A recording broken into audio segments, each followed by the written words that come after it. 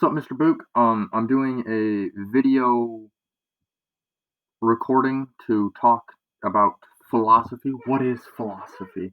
Um, because I don't like typing, and two, I actually hurt my finger earlier while twirling my knife like an idiot. Um, anyway, so the film, the Crash Course on Philosophy, said that if I'm not truly free to make my own decisions or choose my own actions, then how can I be held accountable for them? Before I get into that, I also want to make a quick side note. Is the reason I'm also talking is because I feel as if I can get my point across more talking wise because I just like talking. Um, how can I be held accountable for them? I would say you can't. I mean, if you're not free to make your own decisions and whatnot, you can't be held accountable for them, right? That'd be the logical answer. If you just think back, just like throughout films or even history, like if you think about films, if a Jedi, like if you know anything about the Star Wars um, movies, if a Jedi like uses their mind tricks on you to like make you do something, say they made you shoot somebody, would you be responsible for that, or would the Jedi? Right, the Jedi would because they controlled you. Or like I just finished watching a show on Netflix called Gotham, and one of the guys in there called Jarvis Tetch, he hypnotized people to make them do different things. Like I think one of the times he had them like tons of people jump off the sides of buildings or like shoot other people. Are those people responsible for that? And the answer is no. Jarvis Tetch, the guy who hypnotized them, would obviously be responsible, right? Um, but how would life be different um with that? Is I'd also like if society was based upon this theory, um I would say that it would change society greatly because anyone can do whatever they want then. But then again they can't because if they don't have free will to do whatever they want, then one of two options can happen.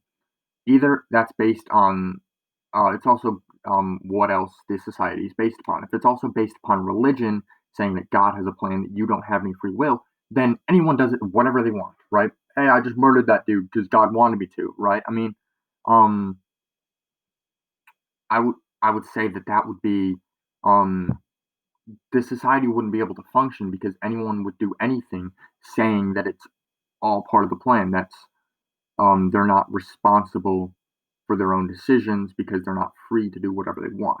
But if they're not free to do whatever they want, not based on religion, then they literally can't do anything. And so and then one of two options would happen is um, society would boom, right? And society would go through the roof, right? Technological advances would happen. Disease would probably be wiped out. And then, but like if nobody can control their actions, then there are tons of things throughout the world that are wiped out, like art, poetry, um, anything creative. Because if nobody can control their real actions, then if they're not free, then how can they like act or like how can they live their life? How can they do anything? Um, some of the greatest technologies were built by free thinkers, and if we limit freedom, then we eliminate all the free thinkers, and we could either get stuck in a time loop, not time loop, but like just a loop because we're stuck in not truly freedom. But if this is saying that, um, if we're not like if everything up until this point we have never been truly free, that's what that's saying, and that anything we've done we can't be held accountable for, then why do we have jails? Then why is anybody imprisoned if we're not actually responsible for that? And then if that's the case, then um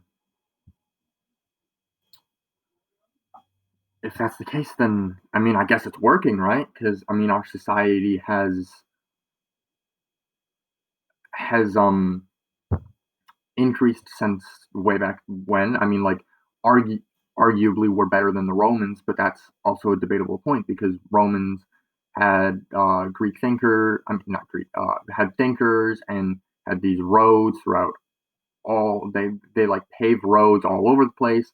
But then again, like we have much better technologies than them. So I would say that yes, it works if it's saying that all throughout time that this is what's happening, but we don't have any free will. But like as as I'm starting to see is it's kind of a paradox. Is it's just it it always goes back and forth of thinking versus thinking, and then if you think at one thing, then something on this side will contradict that, and it's like it's a paradox. Um, and then the second thing is one second, I took a picture of the questions. Um, is oh yeah, of the three big things, what am I most excited to think about? The first one being metaphysics, and I'm not a very big guy into physics. Like, I'm not very good at it, and it's kind of hurts my brain when I learn about it. So just the word having, um, physics in it already makes me go, kind of maybe not down that road. But it's really just it like hurts your brain. Like, if how can I tell that this is what it is? If this is true, um, but I mean, it's really hard to tell. I mean, if you how do you know that you're actually on the right path? How do you know that you're really thinking the right way? Which is, um, um,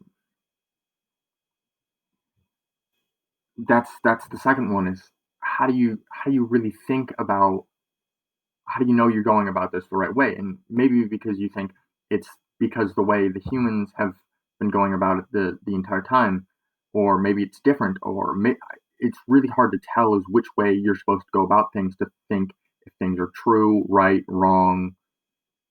It's really confusing, and that's epistemology. And then the third thing is value theory, either ethics and aesthetics. Ethics is how should I act in society, or aesthetics being beauty. And I would think beauty would have to do like my first thought is the golden ratio. It's called the golden ratio for a reason, right? I wouldn't that be counted as truly beautiful? But I think that I would personally go with number two, the e epistemology, because that like I don't know that I don't know that branches into the other categories. Like that really overwhelms all of philosophy. Like, how do we really know that we are thinking the correct way? Like, you might come to a conclusion in metaphysics, but then once you look at the epistemology, then like, how do you actually know that the conclusion you came about it the right way, or that it's even correct? Like, that really messes with my mind, and I want to learn about that and how other people have overcome this or are struggling with it. That's really interesting to me. Um, what I really want to accomplish, like the reason I took history of thought is, um, I've I really like I don't know, it just sounded cool, and I knew that we would be talking about like the Greek philosophers or like the Roman times, and those are two of my favorite time periods, and I want to learn about those philosophers that lived in those times and what they thought, what they did, because that sounds really interesting to me. Um, and I wonder if like because one of my other favorite time periods is the Viking Age, and I wonder if they also had like similar thinkings or like how they thought, what they did, or if they even had philosophers at all, because they were mainly rating based. Um, and then uh, D is what activities would I like to do in history versus thought? A history of thought, not history versus thought. Um, I would honestly, honestly, what I'm doing right now is just talking. I really like to discuss because if we can discuss these things, like either with videos, like I'm doing now, or like in person, like talking about it, then you can really start to see other people's sides or whatnot. So I feel like just discussion in general is great. And besides that, I really don't know what to expect. So I won't say anything else type of activity type of activities because I don't really know.